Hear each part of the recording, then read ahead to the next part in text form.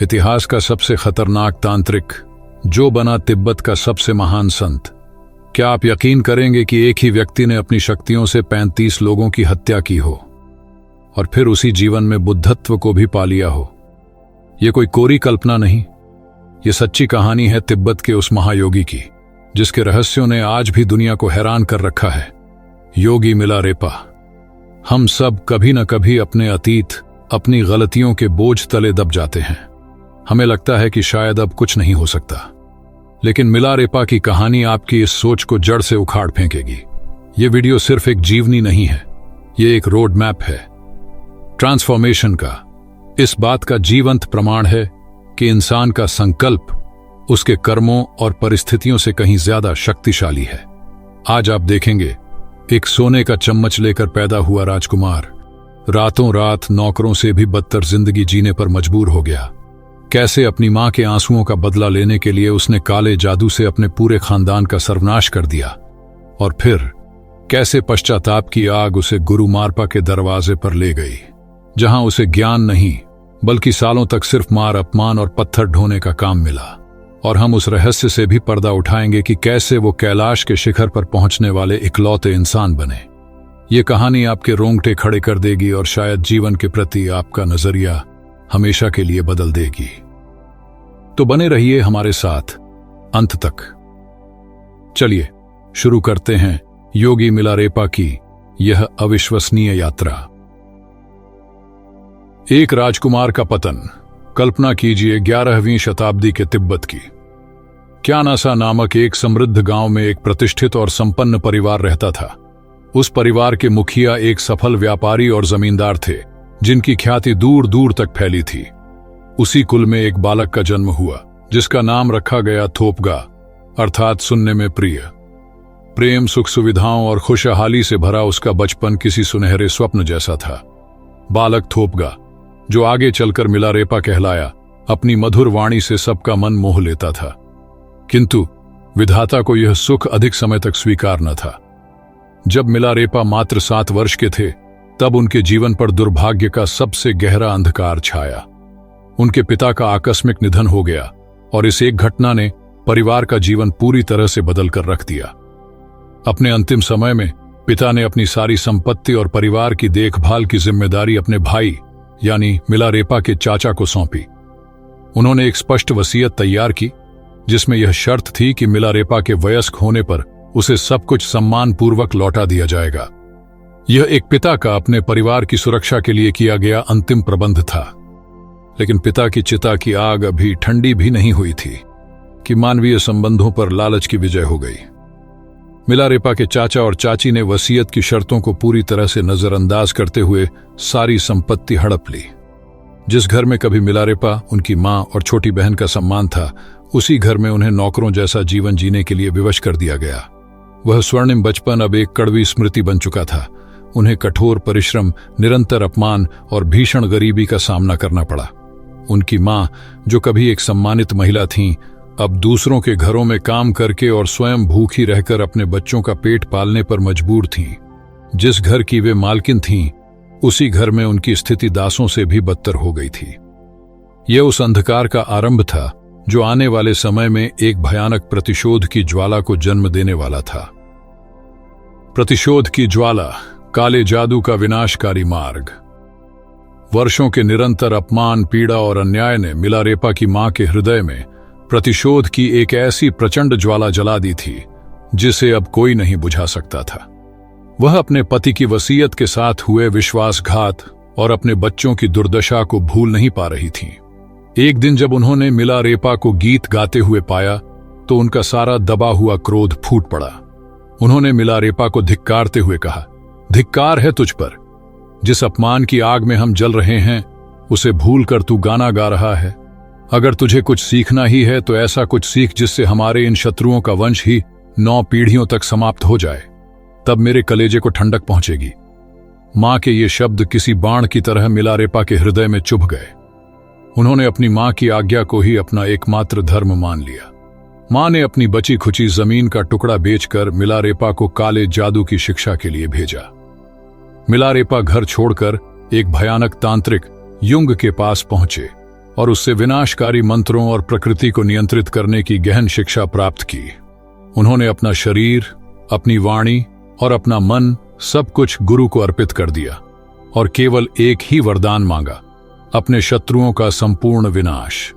अपनी तांत्रिक शक्तियों में निपुण होने के बाद उन्होंने बदला लेने के लिए उस दिन को चुना जब उनके चाचा के बेटे का विवाह हो रहा था और उनके सभी शत्रु एक ही छत के नीचे उत्सव में डूबे हुए थे। मिलारेपा ने अपनी शक्तियों का आह्वान किया। देखते ही देखते आकाश में काले बादल घिर आए।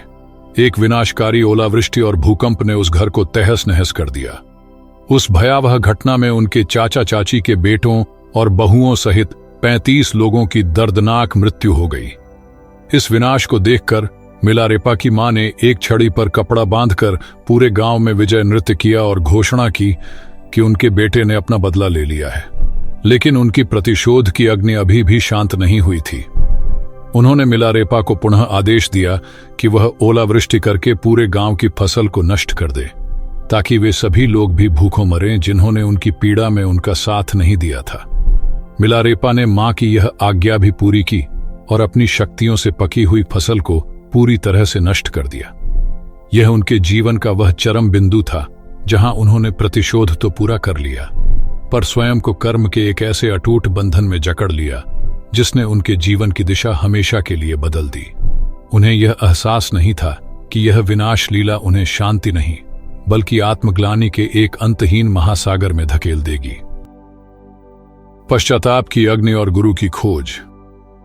प्रतिशोध की ज्वाला में सब कुछ भस्म कर देने के बाद मिलारेपा की मां को तो क्षणिक संतुष्टि मिली, लेकिन मिलारेपा के हृदय में एक नई आग जल उठी, पश्चाताप की अग्नि। जिस शांति की खोज में उन्होंने इतना बड़ा विनाश किया था, वह शांति उनसे कोसों दूर थी। दिन का चयन और रातों की नींद हराम हो गई। उन 35 निर्दोष लोगों के चेहरे जिनकी मृत्यु का वह कारण बने थे, हर क्षण उनकी आंखों के सामने नाचते रहते। उन्हें यह तीव्र और पीड़ादायक एहसास हुआ कि उन्होंने अपने शत्रुओं को मारकर अपने भीतर एक ऐसे शत्रु को जन्म दे दिया है जो कहीं अधिक भयानक है, और वह था आत्मग्लानि का बोझ। वह अपने पापों के बोझ तले इस कदर दब गए कि उनका जीना दूभर हो गया। उनके भीतर मोक्ष की, इस पाप से इसी जन्म में मुक्त होने की एक ऐसी प्रचंड तड़प उठी जैसी शायद ही किसी साधक में उठती हो। अब उनका एकमात्र लक्ष्य था एक ऐसे सच्चे गुरु को खोजना जो उन्हें इस कर्म बंधन से मुक्त करा सके। इसी खोज में वह सबसे पहले अपने काले जादू के गुरु के पास लौटे। उनकी दशा देखकर गुरु ने कहा, बेटा, तुम्हारे और मेरे इन विनाशकारी कृत्यों का फल हम दोनों को भोगना पड़ेगा। अब मैं भी धर्म का मार्ग अपनाऊंगा। तुम भी जाओ और किसी सिद्ध गुरु से दीक्षा लो। इस सलाह पर मिलारेपा एक प्रसिद्ध लामा के पास गए जो महापूर्णता की शिक्षा देते थे।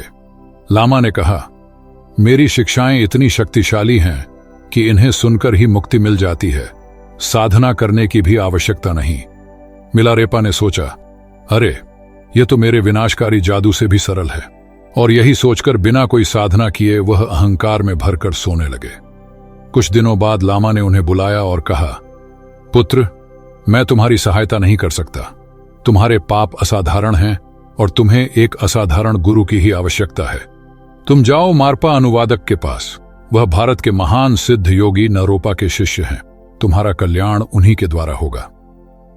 मारपा, यह नाम सुनते ही मिलारेपा के शरीर में एक अद्भुत सिहरन दौड़ गई। उनके रोंगटे खड़े हो गए, आंखों से अविरल अश्रुधारा बह निकली और हृदय में एक अवर्णनीय श्रद्धा का महासागर उमड़ पड़ा। यह उनके पूर्व जन्मों का कोई गहरा कार्मिक संबंध था जो आज जागृत हुआ था। अब उनके मन में केवल एक ही धुन थी, कब और कैसे वह अपने गुरु मारपा के दर्शन करेंगे। इसी धुन में वह चल पड़े।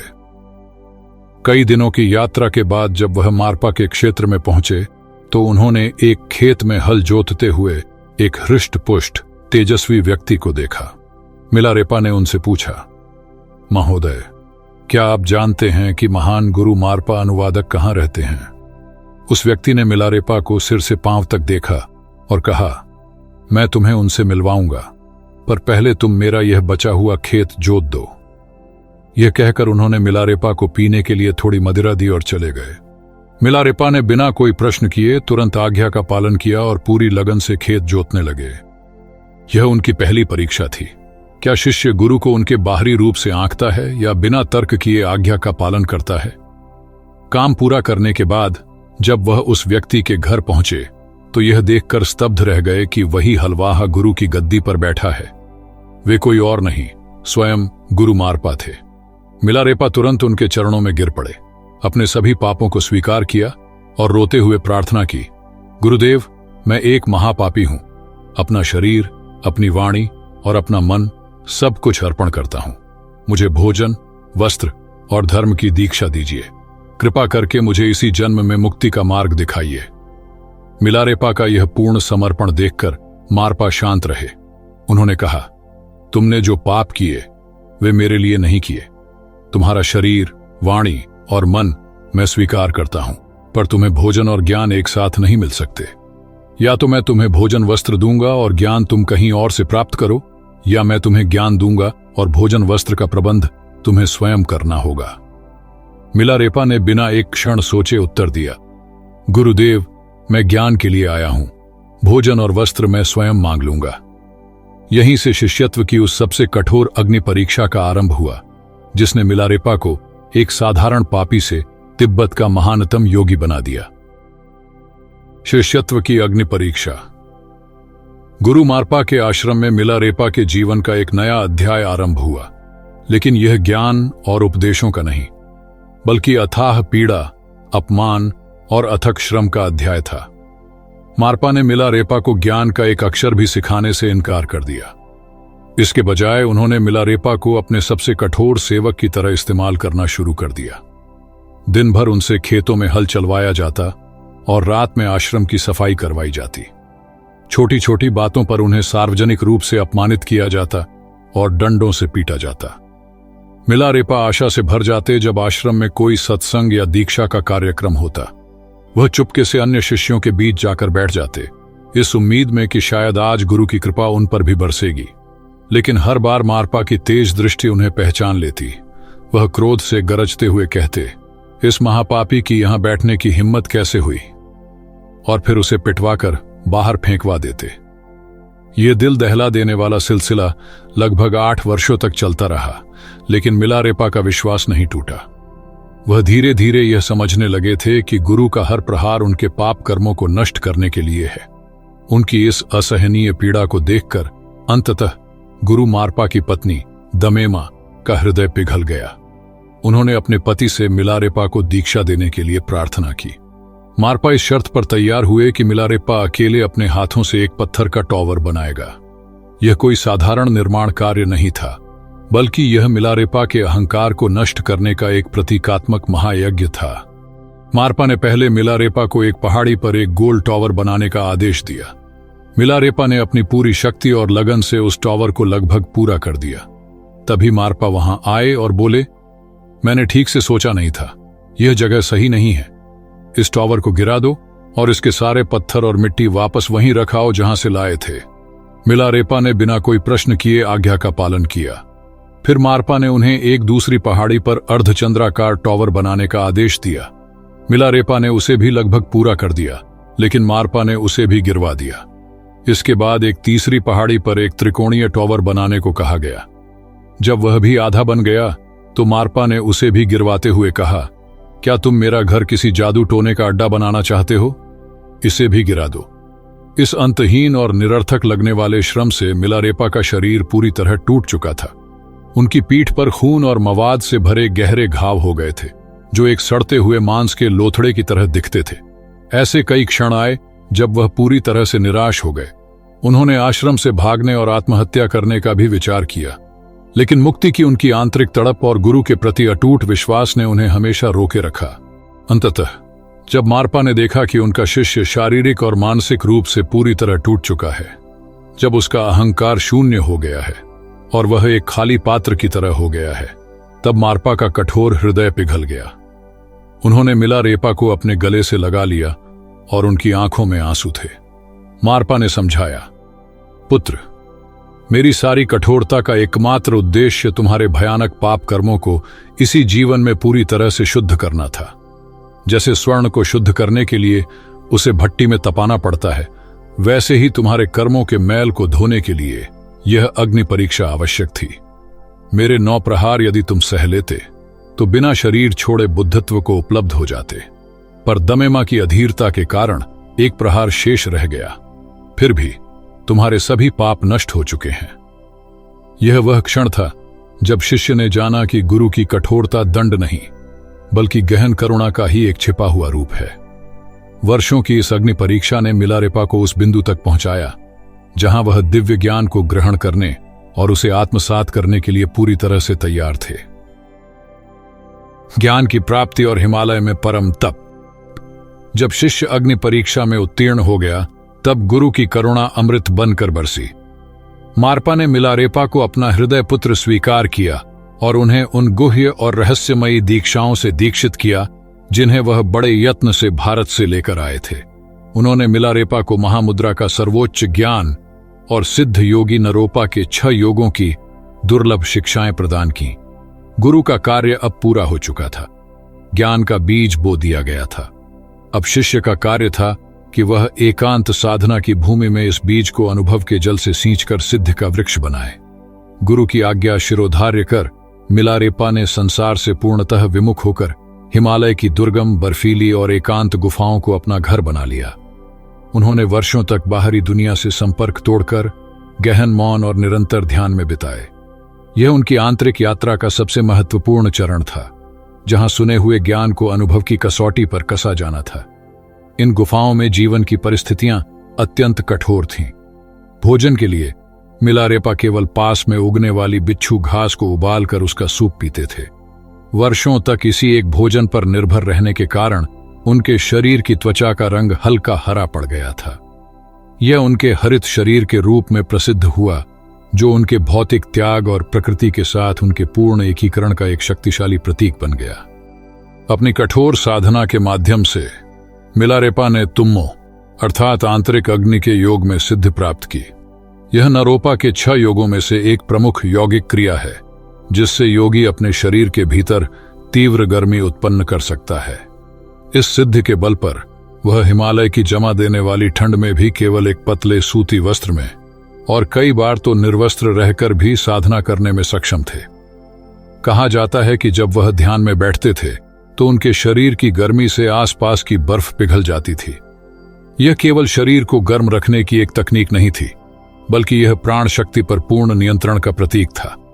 इस असाधारण तपस्या के परिणाम स्वरूप मिलारेपा का भौतिक शरीर अत्यंत कमजोर और एक कंकाल की तरह हो गया, लेकिन इसके विपरीत उनकी आत्मा और मन दिव्यता, स्पष्टता और असीम ऊर्जा से भर उठे। उन्होंने शरीर और प्रकृति की भौतिक सीमाओं को पार कर लिया था। यह एक गहन कायाकल्प की प्रक्रिया थी, जहां पुराने कर्मों से बना शरीर क्षय हो रहा था और एक शुद्ध आध्यात्मिक काया का निर्माण हो रहा था। उन्होंने यह सिद्ध कर दिया कि सच्ची सिद्धि केवल गुरु से सुनने से नहीं, बल्कि स्वयं के अनुभव की अग्नि में तप कर ही प्राप्त होती है। बुद्धत्व की लीलाएं, एक सिद्ध योगी का प्राकट्य। वर्षों की कठोर हिमालयी तपस्या की अग्नि में तप कर मिलारेपा अब केवल एक साधक नहीं, बल्कि एक पूर्ण सिद्ध योगी बन चुके थे। उन्होंने अहंकार, लालच, क्रोध और सांसारिक माया पर पूरी तरह विजय प्राप्त कर ली थी। इस परम उन्नत चेतना के स्वाभाविक परिणाम के रूप में उनमें अनेक दिव्य शक्तियां या सिद्धियां स्वयं ही प्रकट हो गईं। कथाओं के अनुसार वे हवा में उड़ सकते थे, ठोस दीवारों और पहाड़ों के आर पार जा सकते थे और अपने शरीर को अग्नि या जल जैसे विभिन्न रूपों में बदल सकते थे। यहां यह समझना अत्यंत महत्वपूर्ण है कि इन शक्तियों का उपयोग उन्होंने उस तरह नहीं किया जैसा अपनी युवावस्था में काले जादू के लिए किया था। पहले उन्होंने शक्तियों का उपयोग अहंकार और प्रतिशोध के लिए किया था, जिसका परिणाम विनाश और पश्चाताप था। लेकिन अब ज्ञान प्राप्ति के बाद उनकी सिद्धियां सहज रूप से और केवल करुणावश ही प्रकट होती थीं, जिनका एकमात्र उद्देश्य किसी को शिक्षा देना या धर्म में किसी का संदेह दूर करना होता था।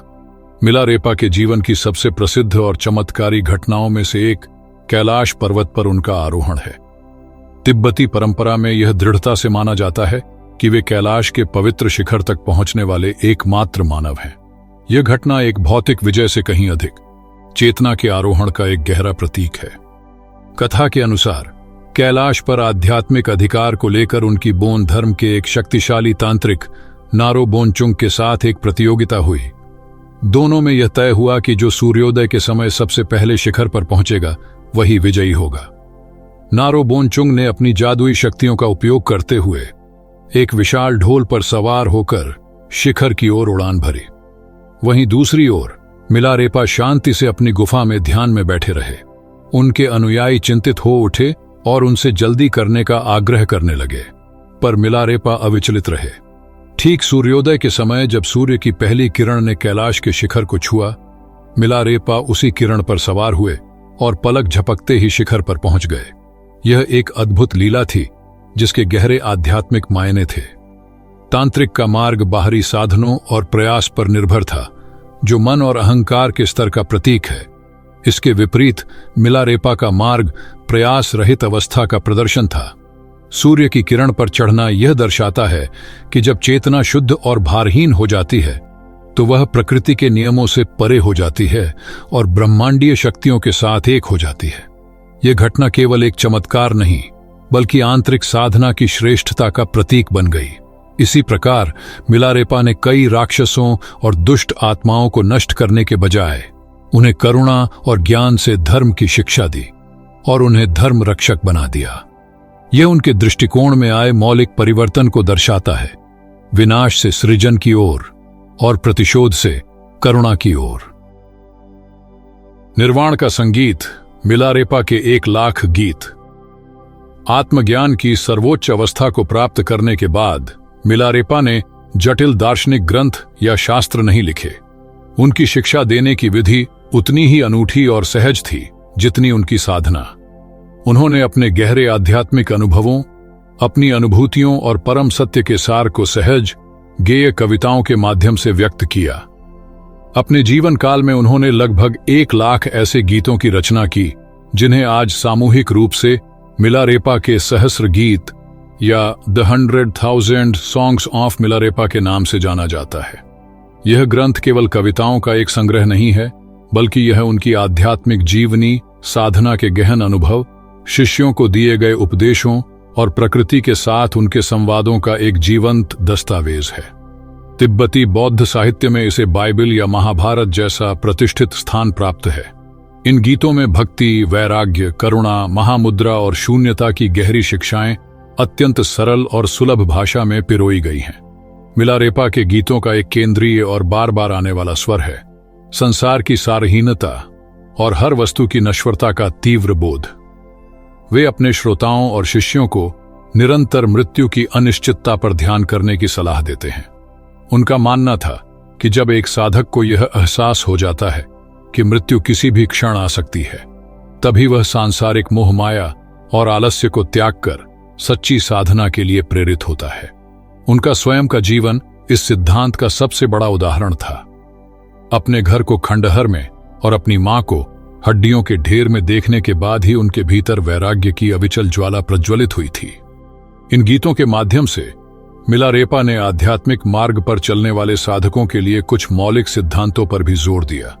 उन्होंने बार बार एकांत में जाकर साधना करने, मन को शांत करने के लिए मौन का अभ्यास करने और निरंतर ध्यान में लगे रहने के महत्व को रेखांकित किया।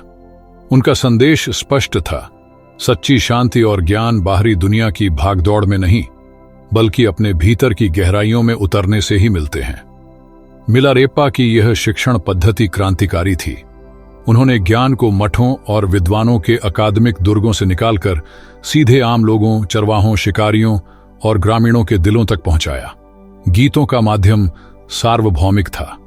यह एक अनपढ़ से लेकर एक विद्वान तक सभी से समान रूप से संवाद कर सकता था। यह इस सत्य को उजागर करता है कि सच्चा ज्ञान अनुभव पर आधारित होता है और उसे व्यक्त करने के लिए जटिल दार्शनिक भाषा की आवश्यकता नहीं होती। महाप्रयाण और साधक के लिए स्वर्णिम सूत्र। मिलारेपा की ख्याति और उनके प्रति लोगों की अगाध श्रद्धा देखकर एक स्थानीय विद्वान गेशे उनसे ईर्ष्या करने लगा। अहंकार की अग्नि में जलते हुए उसने मिलारेपा की हत्या का षड्यंत्र रचा। उसने अपनी एक महिला अनुयायी को जहर मिला हुआ भोजन देकर मिलारेपा के पास भेजा। मिलारेपा अपनी दिव्य दृष्टि से सब कुछ जानते थे। जब वह महिला झर लेकर पहुंची तो उन्होंने उसे शांति और करुणा के साथ स्वीकार कर लिया। उन्होंने उस महिला से कहा, तुमने इस कार्य के बदले जो पुरस्कार मांगा है, पहले जाकर उसे ले आओ, उसके बाद मैं यह भोजन ग्रहण करूंगा। वह महिला जब अपना पुरस्कार लेकर लौटी तो मिलारेपा ने शांतिपूर्वक उस विषयुक्त भोजन को खा लिया। उन्होंने समझाया कि उनका इस संसार में कार्य अब पूरा हो चुका है और देह त्याग का समय आ गया है। ये भोजन तो केवल एक निमित्त मात्र है। उन्होंने उस विद्वान और महिला के प्रति रंच मात्र भी द्वेष नहीं दिखाया, बल्कि उन्हें क्षमा कर दिया और उस विद्वान को अपना अंतिम शिष्य बनाया। यह क्षमा और करुणा की पराकाष्ठा थी। अपने अंतिम समय में मिलारेपा ने अपने सभी शिष्यों को इकट्ठा किया और उन्हें अपनी अंतिम शिक्षाएं दी। उन्होंने कहा, जीवन में समय को व्यर्थ मत गंवाओ। इसी जीवन में आत्मज्ञान प्राप्त करने की कोशिश करो, क्योंकि अगला मानव जन्म मिलना अत्यंत दुर्लभ है। उन्होंने अपनी पूरी साधना का सार बताते हुए कहा, मृत्यु के भय से ही मैं इन पर्वतों में आया था। मैंने बार बार मृत्यु की अनिश्चितता पर ध्यान किया और अंत में उस अमर अजन्मे मन की प्रकृति को पा लिया, जहां अब मृत्यु का कोई भय नहीं है। इसके बाद उन्होंने शांतिपूर्वक अपना देह त्याग दिया। बौद्ध परंपरा में एक प्रबुद्ध गुरु के इस नश्वर शरीर को छोड़ने की घटना को महापरिनिर्वाण कहा जाता है, जो दुख के चक्र से अंतिम और पूर्ण मुक्ति का प्रतीक है। एक सिद्ध पुरुष के लिए मृत्यु भी एक शिक्षा होती है, और मिलारेपा ने अपनी मृत्यु को भय या दुख के रूप में नहीं, बल्कि स्वीकृति, करुणा और अंतिम उपदेश के एक शक्तिशाली अवसर के रूप में रूपांतरित कर दिया। मिलारेपा का प्रभाव आज भी तिब्बती बौद्ध धर्म पर अत्यंत गहरा और जीवंत है। वे केवल एक संत नहीं, बल्कि इस बात के प्रतीक हैं कि एक साधारण व्यक्ति, चाहे उसका अतीत कितना भी अंधकारमय क्यों न हो, दृढ़ संकल्प, अटूट विश्वास और सही गुरु के मार्गदर्शन से इसी जीवन में बुद्धत्व प्राप्त कर सकता है। मिलारेपा के जीवन से एक साधक के लिए स्वर्णिम सूत्र। तो इस अद्भुत और अविश्वसनीय जीवन गाथा से हम एक साधक के रूप में क्या सीख सकते हैं?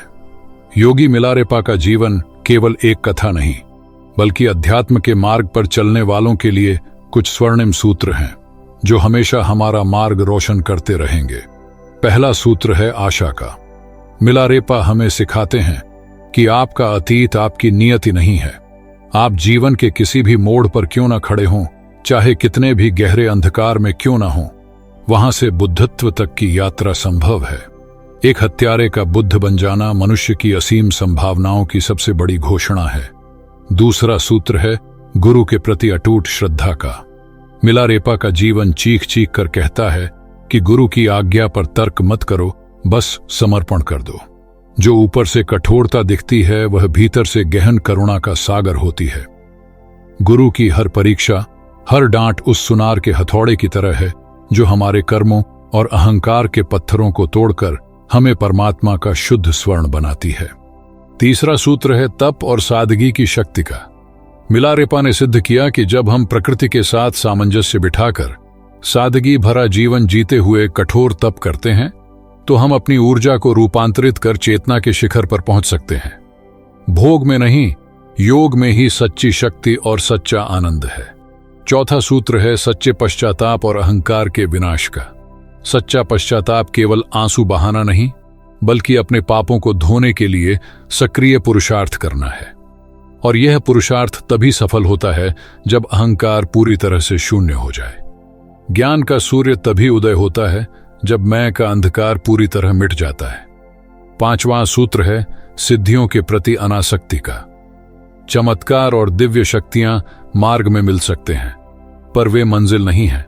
जो इनमें उलझ गया वह भटक गया। असली चमत्कार तो आत्मज्ञान को उपलब्ध होना है, शक्तियों का प्रदर्शन करना नहीं। छठा सूत्र है मृत्यु के बोध का। मिलारेपा हमें याद दिलाते हैं कि मृत्यु किसी भी क्षण आ सकती है।